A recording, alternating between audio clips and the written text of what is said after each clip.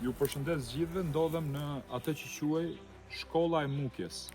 Fshati Mukje, një nga fshatat më të rëndësishëm të Shqipërisë, ku u zhvillu konferenca e Mukjes ndërmjet datave 1 dhe 3 gusht vitit 1943, për herë të parë një përpjekje shqiptare për të bashkuar të gjithë palët në një luftë kundër okupatorit.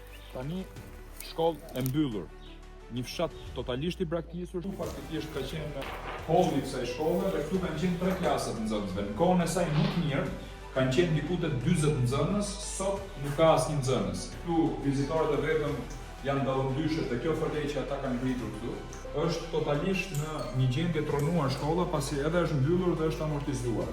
Shikojmë klasën tjetër, është me tavanin e rënd totalisht. Ndërkohë njoftojnë banorët që tani kanë mbetur diku te 6 deri në 7 fëmijë, të cilët shkojnë në shkollën e Kurcajt. Kjo është klasa tjetër. Shikojmë edhe pjesën e tavanit. Kjo pra është agjenda për shpopullimin e Shqipërisë. Mbyllet çdo shkollë, çdo lloj fshati dhe fëmijët të largohen nga vendi. Jam Mukje, pra rruga është në këtë lloj forme. Nuk ka si tabel për më u shpjegu njerëzve. E gjithë kjo zonë është totalisht e harruar, e rënuar. Pasojat e shpopullimit janë të jashtëzakonshme. Duhet t'ju them që është një zonë shumë e bukur, ka një pamje prallore. Vuan sot vetëm harresën, pra.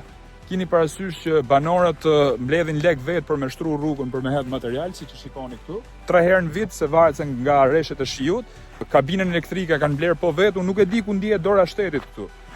Ka dhe problematika tjera, përsa i përket dritave, energjisë elektrike, gjithsesi është zonë e mrekullueshme, por e harruar.